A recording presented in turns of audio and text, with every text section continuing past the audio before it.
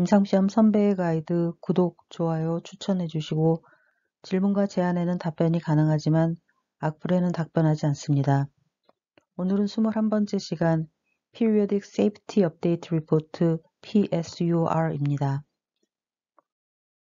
ICH E2C 가이드라인, ICH E2F 가이드라인에서 언급되는 Safety Report는 아래와 같습니다.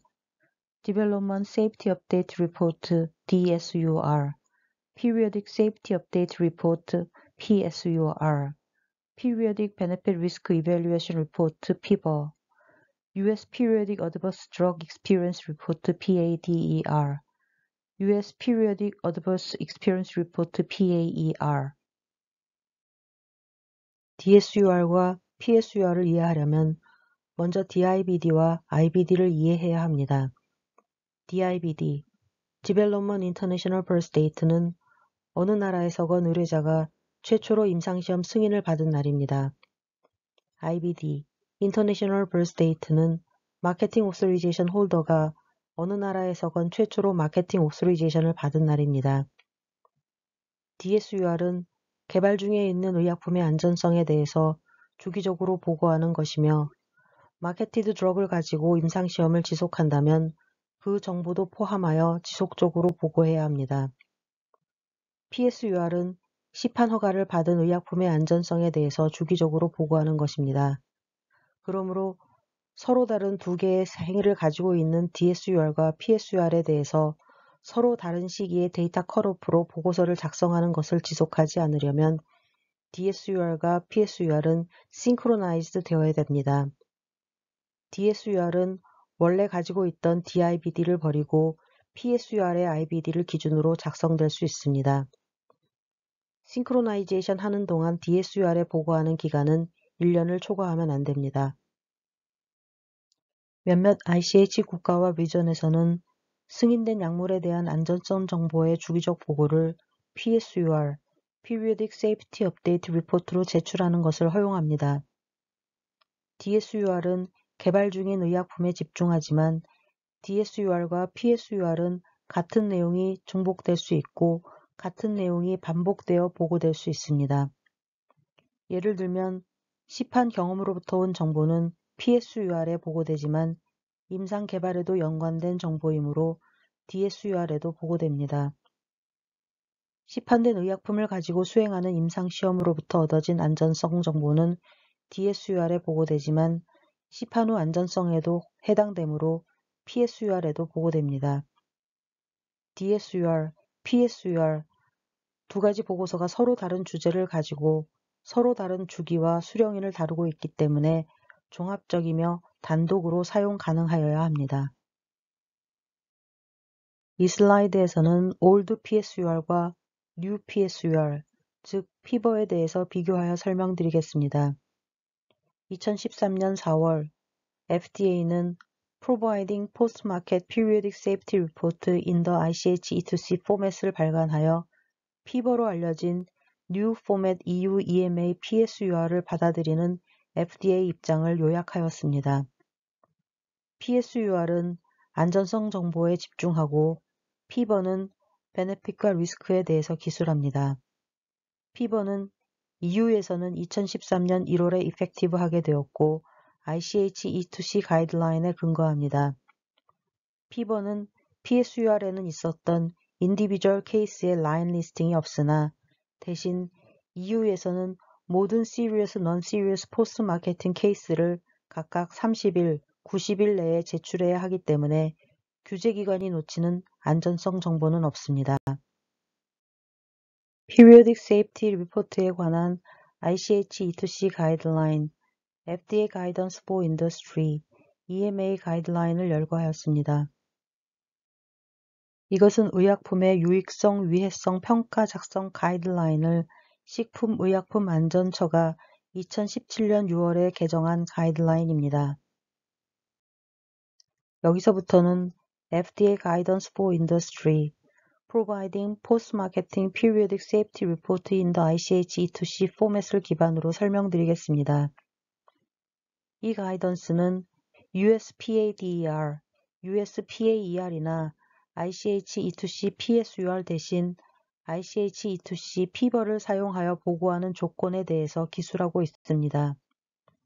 또한 애플리컨트가 PADER, PAER, PSUR 대신 피버를 제출하고자 할 때 따라야 하는 절차에 대해서 기술하고 있습니다.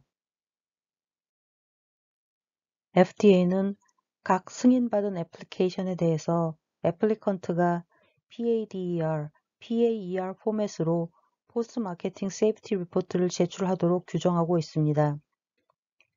US 승인 날짜로부터 처음 3년간은 분기별로 제출해야 하며 이후로는 매년 제출해야 합니다.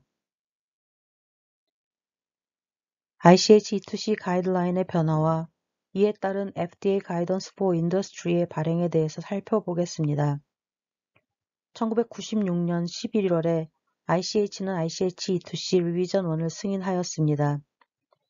이것은 승인된 의약품과 바이올로직 프로덕트의 시판 후 안전성 보고서를 제출하는 데에 PSUR을 하모나이즈드 포맷으로 정립하였으며 PSUR 제출의 포맷, 컨텐트, 제출 시기 등을 기술하였습니다. 1997년 5월 FDA는 ICH-E2C 가이드라인을 채택하였으며 FDA Guidance for Industry, E2C Clinical Safety Data Management, Periodic Safety Update Report for Marketed Drug을 발간하였습니다. 2003년 2월 ICH는 어덴덤을 승인하였고 ICH-E2C 가이드라인의 어떤 부분을 명확하게 하였습니다. 2004년 2월 FDA는 ICH가 승인한 어덴덤에 대해서 FDA Guidance for Industry Addendum to E2C Clinical Safety Data Management Periodic Safety Update Report for Marketed Drug을 발간하였습니다. 2012년 4월 11일 FDA는 Draft Guidance for Industry entitled E2C Revision 2 Periodic Benefit Risk Evaluation Report를 발간하여 ICH 가이드라인 스텝 2 가이드라인에 제시되어 있는 것과 같이 피버의 포맷, 컨텐트, 제출 시기 등에 대해서 반영하였습니다. 2012년 11월 15일 ICH-E2C 가이드라인은 스텝 4 단계가 되었고 스텝 4 가이드라인은 PSUR을 피버로 교체하여 시판 후 안전성 정보를 보고하도록 하며 피버에 권고되는 포맷, 컨텐트, 제출 시기 등에 대해서 기술하였습니다. 2016년 7월 19일 FDA는 스텝 4 가이드라인을 채택하였으며 FDA Guidance for Industry, E2C Revision 2, Periodic Benefit Risk Evaluation Report를 발간하였습니다.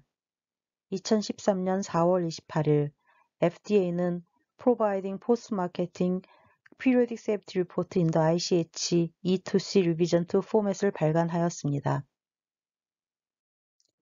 PSUR 리포팅 포맷이 도입된 이후 FDA는 애플리컨트가 PADER, PAER 대신 PSUR을 제출하는 것을 승인하였고 이를 PSUR 웨이버라 합니다. FDA는 다음의 정보가 제공되는 조건으로 PSUR 웨이버를 늘 승인하여 주었습니다. 이전에 제출된 Non-Expedited ICSR을 제외하고 보고 기간 동안 수령한 Non-Expedited ICSR, Individual Case Safety Report 정보를 제출하고 보고 기간 동안의 모든 ICSR의 목록과 제출 일자를 제출하고 승인된 US 라벨링에 대한 어떠한 변경에 대한 기술과 데이터 락 포인트 일자에 유효한 US 라벨링 사본을 제출합니다. 현재의 가이던스는 애플리컨트가 PADER, PAER, PSUR 대신 피버를 제출하는 절차를 기술하고 있습니다. 애플리컨트는 6개월, 12개월의 피버를 DLP, 데이터 락 포인트로부터 70 달력일 이내에 제출할 수 있습니다.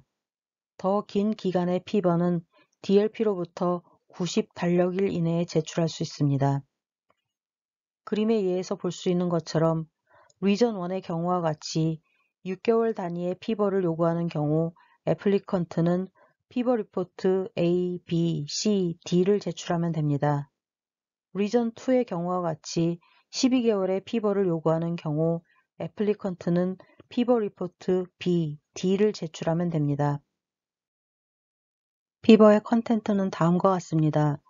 타이틀 페이지, Executive Summary, Table of Content, Table of Content에는 다시 Introduction, Worldwide Marketing Approval Status, Action taken in the reporting interval for safety reason, Changes to reference safety information, Estimated exposure and use pattern, Data in summary tabulations, Summaries of significant findings from clinical trials during the reporting period, Findings from non-interventional studies, Information from other clinical trials and sources, Non-clinical data, literature, other period reports,